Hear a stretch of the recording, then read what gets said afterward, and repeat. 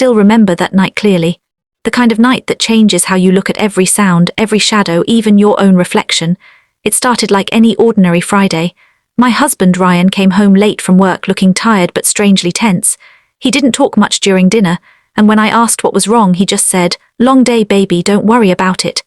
His tone was soft, but his eyes, they looked distant, like he was hiding something. After dinner I washed the dishes while he went to our bedroom. The silence of the house made me uneasy. We lived on the edge of town, far from the city noise. Just trees, wind, and the sound of our old wooden porch creaking when the breeze hit it right. I tried to shake off the feeling that something was off. Maybe I was just tired. Around 11 p.m, Ryan came out of the bedroom holding his phone tight in his hand. He looked serious, almost scared. He said, "Listen to me carefully. Whatever happens tonight, don't open the door." I laughed a little, thinking he was joking, but his expression didn't change. He stepped closer, grabbed both my shoulders, and repeated in a lower voice, "I mean it, Emily. No matter what you hear, don't open the door." My stomach tightened.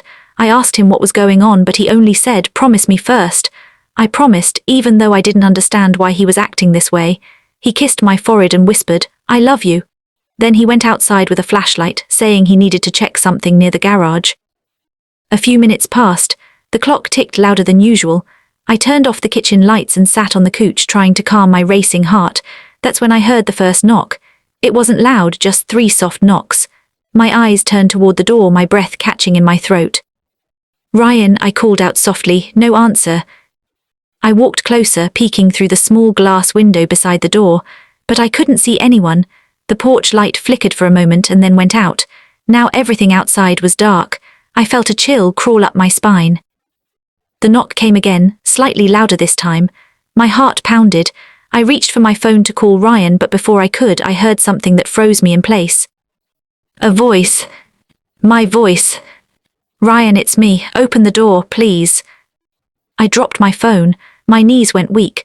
The voice outside was exactly like mine, same tone, same rhythm, same way I said please when I was scared.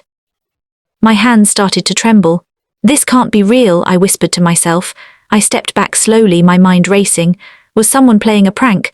But how could they sound exactly like me? I wanted to scream for Ryan, but I remembered his warning, "Don't open the door." I turned off the living room light and stood still, listening. The voice came again, but this time softer. "Ryan, baby, open the door. It's cold out here." Tears filled my eyes. I knew I was inside, so who was outside? Then another sound came, footsteps on the porch, slow and dragging. I could hear them move from one side of the door to the other. My breathing became shallow. I felt like the air around me had turned heavy. I tried calling Ryan again, but there was no signal, not even one bar. I checked the Wi-Fi, gone too. The house felt like a cage now.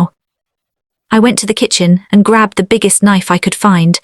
My reflection in the window looked pale, terrified, and not like me at all. The knocking stopped. For a few seconds everything went quiet. Then I heard the front doorknob move gently, like someone was testing it. My hands gripped the knife tighter. Then that same voice whispered, "Emily, open up. I forgot my keys." I froze again. That voice wasn't just like mine anymore, it was mine. Every breath, every pause, like a recording, but not exactly.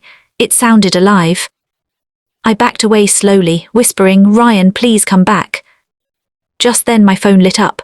Ryan's name flashed on the screen. I answered it instantly, whispering, "Ryan, someone's outside. They sound like me."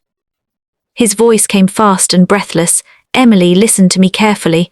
I'm on my way back, but whatever happens, don't open that door. Do you understand me, no matter what you hear?" Before I could say anything else, the call cut off. The sound outside changed. I heard laughter, faint, low and chilling, my voice but twisted. "Why won't you open the door, Emily? You know it's you out here." My heart stopped. I ran to the bedroom, locked the door and hid inside the closet. The old wooden floor creaked under my feet. I covered my mouth with both hands to stop myself from making a sound. Minutes passed, then I heard footsteps again inside the house. Someone had gotten in. I wanted to scream, but I couldn't. My heart was thumping so loudly that I was sure whoever was there could hear it. The footsteps stopped right outside the bedroom door. "Emily," the voice came again, my own voice. "You said you'd never leave me. Why are you hiding?" Tears ran down my face. I didn't move, I couldn't. The doorknob twisted slowly. The bedroom door creaked open. I held my breath, pressing myself deeper into the closet corner. I saw a faint shadow move across the carpet. The footsteps were slow, cautious, like whoever it was already knew where I was. I prayed Ryan would come soon. I prayed it was just a nightmare. Then suddenly, everything went silent again. No footsteps, no breathing, nothing. After a few long minutes, I gathered the courage to peek through the tiny crack in the closet door. The room was empty. The moonlight from the window made everything look ghostly pale. And then I saw it, the mirror on the wall. There was something wrong with it. My reflection was standing still, even though I was moving. I gasped softly and stepped back. My reflection smiled. I stumbled out of the closet, screaming, "Who are you?" But the reflection only tilted its head, still smiling. Then the front door slammed shut somewhere in the distance. I turned and ran toward the hallway. That's when I saw Ryan, standing near the door, breathing hard, holding a metal bat. "Emily, are you okay?" he shouted. I ran to him and hugged him tight, trembling. "Ryan, someone was here, someone that looked like me." He looked pale. "I know," he said. "I saw her." I froze. "You saw her?" He nodded slowly, his voice shaking. "When I went to the garage, I saw you standing by the gate. You were calling my name. I thought maybe you came outside to find me. But then I got your message saying you were inside. That's when I knew something was wrong." I couldn't stop crying. My body was shaking uncontrollably. He took my hand and led me back to the living room. The porch light had turned on again by itself. He went to check the security camera monitor near the door. When he played the last recorded clip, I felt the blood drain from my face. There I was, standing on the porch, wearing the same nightdress I had on. Same messy hair, same everything, knocking gently on the door and calling Ryan's name. But I was inside the whole time. Ryan whispered, "It started 3 nights ago. I didn't tell you because I thought it was some kind of glitch. Every night around 11 p.m. the camera records you standing outside, even when you're asleep next to me." I felt dizzy, my knees almost gave up. "Why didn't you tell me?" "I didn't want to scare you, but tonight it tried the door handle. That's why I told you not to open it." I couldn't breathe properly. The air around me felt cold, unreal. I turned toward the window. Outside, under the faint porch light, I saw movement again, a silhouette standing still facing the house. And then I heard it again, my own voice calling, "Ryan, open the door." Ryan switched off the lights instantly. "Don't move," he whispered. We both stood there in darkness, watching the window. After a few seconds, the shadow disappeared. Everything went still, but the fear stayed. That night, neither of us slept. Ryan sat with the bat near the door while I stayed on the couch, staring at the window until dawn.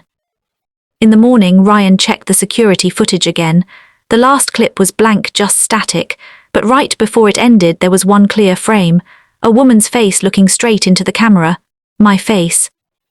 He deleted the footage immediately, but the fear didn't go away. Days passed, nothing strange happened again. Ryan tried to act normal, but I could see the worry in his eyes. We even thought about moving out. But then, one evening, while he was at work and I was folding laundry, I heard a soft knock again. 3 times. My blood ran cold.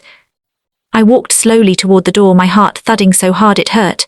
I didn't look through the window this time. I just stood there, frozen. Then I heard it again, that familiar voice. "Emily, please open the door. Ryan told me to wait outside." My mouth went dry. I whispered, "You're not real." The voice replied, calm and cold, "If I'm not real, then why do I know what you're wearing right now?" My breath stopped. I looked down at myself, the blue sweater, the grey sweatpants.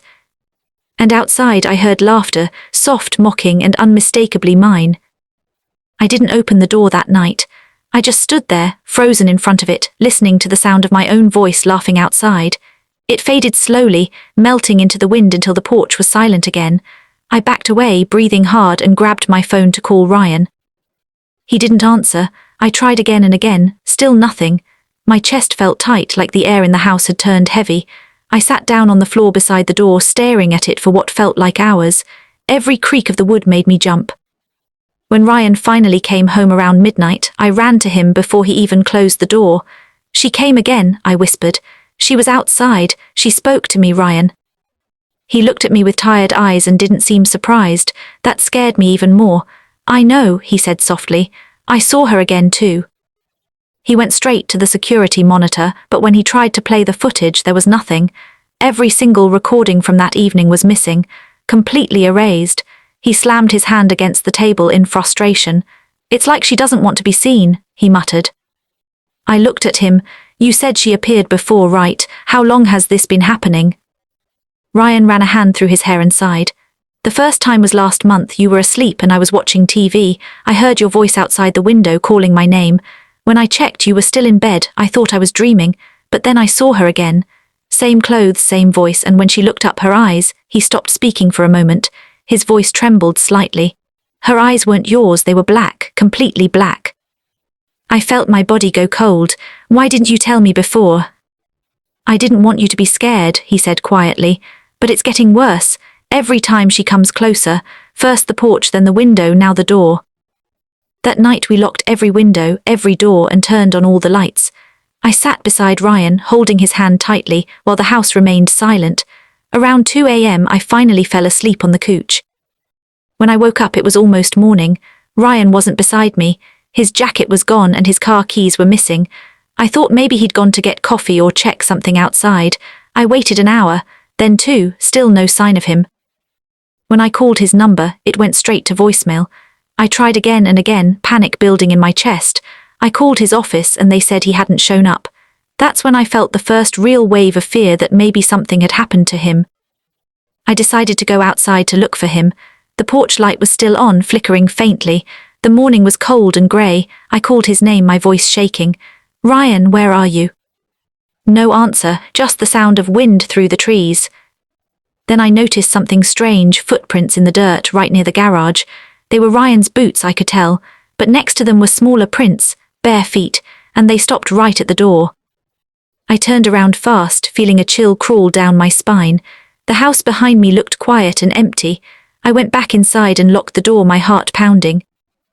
Hours passed. I sat by the window waiting for Ryan, but he never came home. By evening, my phone rang. It was an unknown number.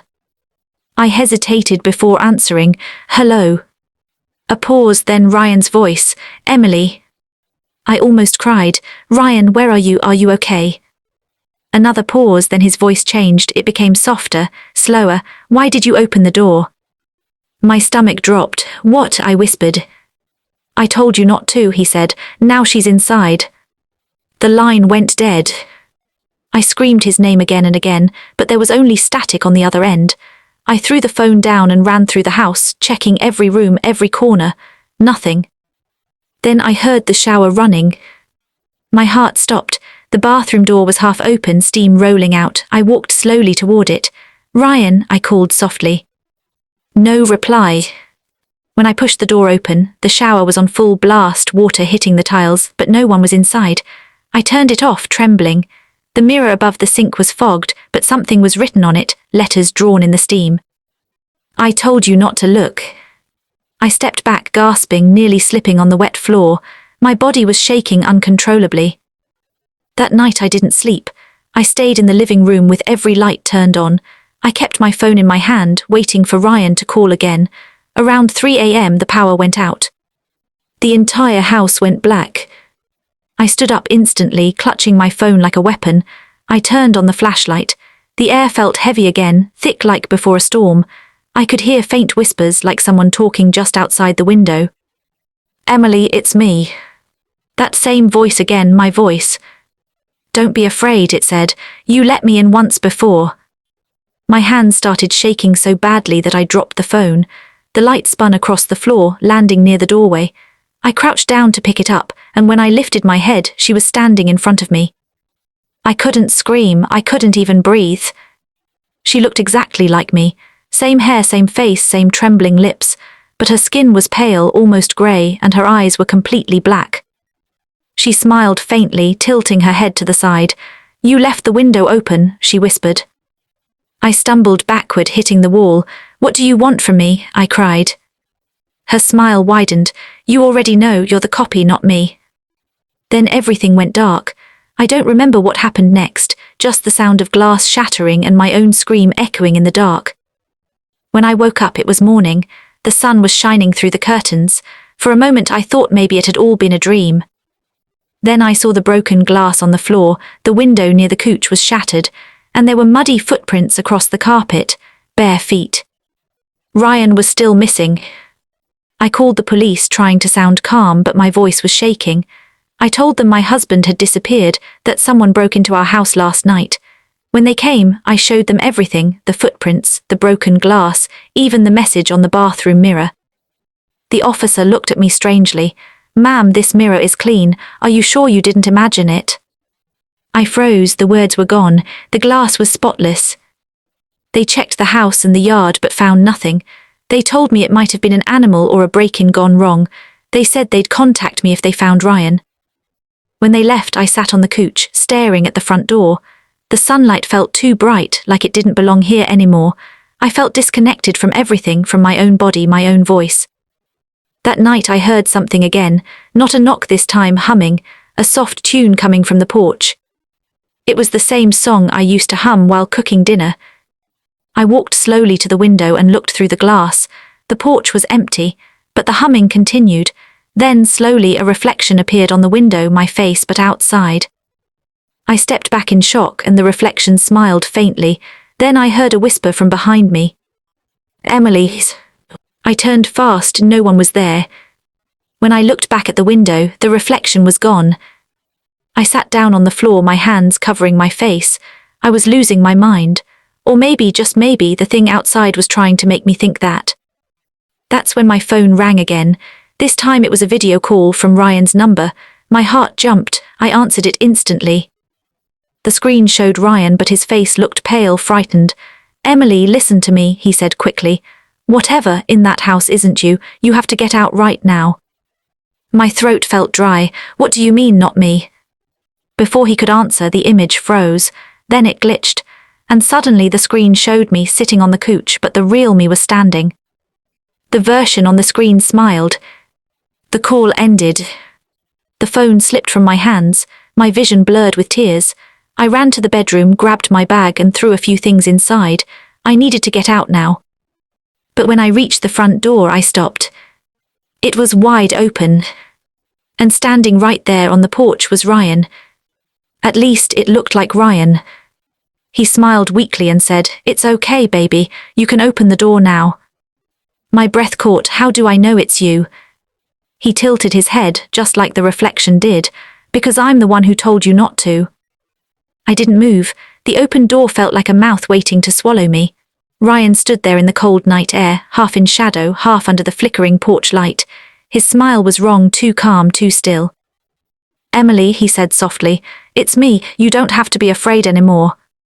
Something about his voice felt slightly off, a tone I couldn't explain, like it was his voice but missing the warmth. I whispered, "Where have you been?" He stepped closer, the wooden porch creaking under his shoes. "Outside," he said. "You locked me out. You didn't mean to, I know, but it's okay now. Let me in." Every part of me wanted to run into his arms, but something deeper, something instinctive, held me still. "If you're really Ryan," I said, my voice trembling, "tell me what you said to me the night we got engaged." He smiled again, but it wasn't the smile I remembered. "I said I'd never leave you alone, even if you begged me to." My knees weakened. That wasn't what he said. On our engagement night he'd whispered, "I'll protect you no matter what." I took a step back. "You're not him." His face changed, the smile fell. His eyes darkened just a little, and for a second I thought I saw that same shadow-black color I'd seen in her eyes.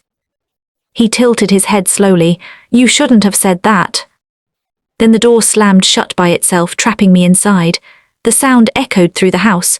I screamed, backing away from it, my heart pounding so hard I could barely breathe. Everything went silent again. I didn't dare go near the door. Instead, I ran upstairs, locking myself in the bedroom. I could still hear faint footsteps downstairs, slow, steady, moving through the living room. Whoever, whatever was down there, it was inside now. I hid in the corner of the room with my back against the wall, clutching a lamp as if it could save me. The house seemed to breathe with me, the floors creaked in rhythm with my heartbeat. Minutes passed, maybe hours. Then the power came back on suddenly. Every light in the house flickered to life, burning too bright. From the crack under the bedroom door I saw a shadow move, then another, two shapes like someone walking past twice, circling. My phone vibrated beside me. It was a message, no name, just one line. "Stop hiding, Emily. You're not supposed to be here." I wanted to throw the phone away, but I couldn't. My hands were shaking too much. The next message appeared almost immediately. "He chose me."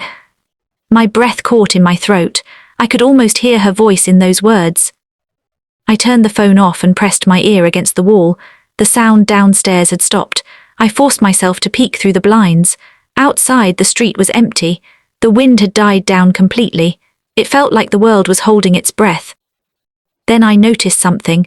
Across the yard, in the faint light of the street lamp, there was a woman standing still, her face turned toward the house. It was me. I couldn't even scream this time. My throat was locked. She was just standing there barefoot, her hair tangled in the wind, staring straight up at my window. I stepped back slowly. The lights flickered again. When they came back, she was gone. But then behind me I heard a whisper, right next to my ear. "Why are you running from yourself?" I spun around, hitting the lamp against the wall. No one was there. I ran to the closet, grabbed the box where Ryan kept his old camcorder and turned it on. The little red light blinked as it started recording. I wanted proof, anything to show this was real, that I wasn't losing my mind. I kept it recording as I walked slowly down the stairs, every step creaking under my weight. The air felt thick again, heavy with something invisible. When I reached the bottom, I froze. The front door was open again. And Ryan, or the thing that looked like him, was standing halfway inside. His face was pale, almost grey now. "Emily," he whispered, "come with me please, she's waiting." I held up the camera, my voice shaking. "You're not real." He tilted his head. "Then why can you see me?" I didn't answer. I just backed away until I reached the kitchen. My hand found the knife drawer automatically. I pulled one out and pointed it at him. He smiled faintly. "You won't need that, it's already too late." Before I could blink, he vanished. The door swung shut again and the whole house plunged into darkness. The camera in my hand flickered, then the screen filled with static. When it cleared, the lens showed me standing in front of it, but I hadn't moved. I dropped it on the floor, screaming, backing into the corner. The screen stayed on, showing my double smiling calmly through the static. Then it whispered through the speaker, "You left the window open again." The lights came back, but faint, dim, like candlelight. I could hear something dripping. I looked up and saw watermarks spreading across the ceiling, dark, wet spots like rain leaking in. Except it wasn't raining. The drip turned into a steady trickle, and then I realized it wasn't water. It was thick and red. Blood. It dripped onto the kitchen tiles, one drop after another. I ran to the stairs, screaming for Ryan, though I knew he wasn't there. Halfway up, I froze. A sound came from above, the attic door creaking open. Something moved up there. I didn't want to go, but something pulled me forward, like invisible hands guiding me up. Each step felt colder. The air smelled of metal and damp wood. When I reached the attic, I pushed the door gently. It creaked open to reveal darkness. I used my phone's flashlight. And then I saw it, my old clothes hanging in a row, each one torn or blood-stained. My wedding dress, my nightgown, my sweater, all hanging neatly. In the corner of the attic, something moved. I lifted the light, and there she was, crouched in the shadows, her face half hidden. She smiled slowly. "You kept everything just like me." I stumbled back, nearly falling down the stairs. She didn't chase me. She just kept whispering, "You were never supposed to come back, Emily." I locked myself in the bedroom again and sat on the floor until morning. When the sun came up, I gathered enough courage to look around. The attic door was closed, the floor was clean, no blood, no camera. It was like nothing had happened. Except for one thing. On the bed lay Ryan's wedding ring. It was covered in dry mud, and underneath it was a piece of paper folded neatly. When I opened it, there were just 3 words written in shaky handwriting. "Don't trust her." The rest of the day I didn't move from that room. I didn't eat, didn't speak. My reflection in the mirror across from me looked strange. Her eyes moved a second slower than mine. As the evening came again, I could feel it, the cold air creeping through the cracks, the pressure building in the silence. I knew she would come again tonight. I just didn't know which version of me would still be here when she did. I didn't sleep that night. I just lay there half under the blanket, my eyes fixed on the ceiling fan, watching the shadow spin. Every tiny sound in the house felt like a threat. The refrigerator's hum, the ticking of the old clock, the soft creak from the wooden stairs. I kept imagining that at any moment someone or something would knock again. When morning finally came, the sunlight that filled the room didn't bring relief. It only made everything look too normal, too fake, like the world was pretending nothing had happened. Ryan was already up, sitting at the dining table with his laptop open. He didn't notice me at first. I stood there staring at him, wondering how he could look so calm after what happened. He looked up. "You didn't sleep, did you?" I shook my head, my throat was dry. "You knew something would happen last night, didn't you?" He hesitated, then closed the laptop slowly. "I told you not to open the door, you didn't, right?" I nodded, still watching him. "I didn't. But Ryan, that voice, it was me. I heard my own voice. How can that even be possible?" He looked away. "Sometimes," he said carefully, "we hear what we expect to hear." That answer didn't sit right, it wasn't even close to enough. "That's not what this was," I whispered. It was exact, every word, even my little tone. "Ryan, that was me outside." He rubbed his forehead. "I don't know how to explain it," he muttered. "Maybe a recording, someone playing a prank." I almost laughed. "A prank at midnight in our backyard, do you hear yourself?" He didn't reply. He just stood up and walked away, heading toward the study. I wanted to follow him, but something about the way he shut the door made me freeze. It wasn't anger, it was fear. Like he was scared that if he said one more word, he might reveal something he couldn't take back. The next few days passed in quiet tension. Ryan left early for work, came home late, barely spoke. And I tried to convince myself that I was just paranoid. Maybe it was a prank. Maybe someone had somehow recorded me. But how would they get my voice so perfectly? Even the little sigh I make when I'm nervous, it was all there. Then, on the fourth night, I heard it again. It was raining this time, soft but steady. I was folding laundry in the living room when I heard the faintest knock. Not the loud kind from before. This one was gentle, almost polite. "Knock. Knock." I froze, my body reacted before my mind could process it.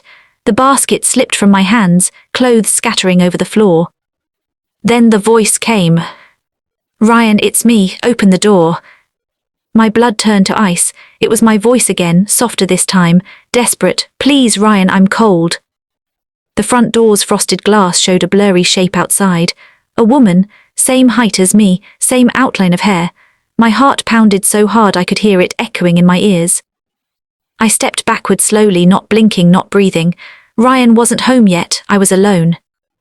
The voice called again. "Please open the door, I'm freezing." I grabbed my phone and called Ryan. My hands were shaking so much that I dropped it twice. He didn't answer. The knocking got louder. "Ryan, it's me, please open up."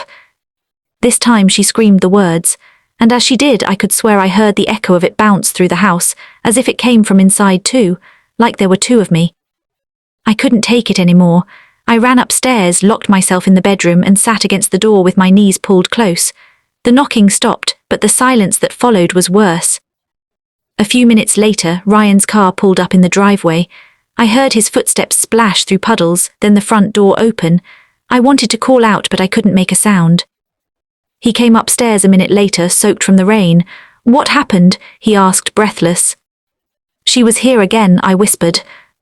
"Who's?" "Me's." Ryan's face went pale. His lips parted, but no words came out. He just stood there, dripping water onto the carpet. Then he did something strange. He went straight to the window and looked out, pulling the curtain just a little. "Where did she go?" I asked, my voice trembling. He didn't answer. He just stared outside for a long time, then quietly said, "She'll be back." I didn't know what he meant, and I didn't want to. That night I tried to sleep again, but I kept waking up every hour. I dreamed of someone standing outside our house in the rain, staring up at my window. Sometimes she looked like me. Sometimes her face was blurred. The next morning I found muddy footprints on the porch, small, bare footprints. My size, my shape. Ryan tried to tell me it was from before, maybe my own, but I hadn't stepped outside in days.